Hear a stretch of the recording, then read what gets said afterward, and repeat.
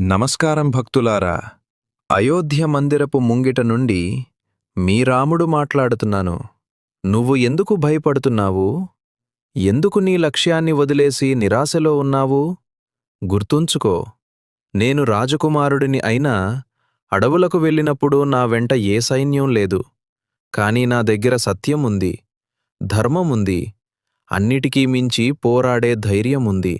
జీవితమంటే కేవలం సుఖం కాదు. ఎదురుదెబ్బలు తగిలినప్పుడే నీలోని అసలైన శక్తి బయటకు వస్తుంది. సముద్రాన్ని చూసి భయపడితే లంకను చేరలేము. అడ్డంకులను చూసి ఆగిపోతే, విజయాలను చూసి ఆగిపోతే విజయాన్ని అందుకోలేము.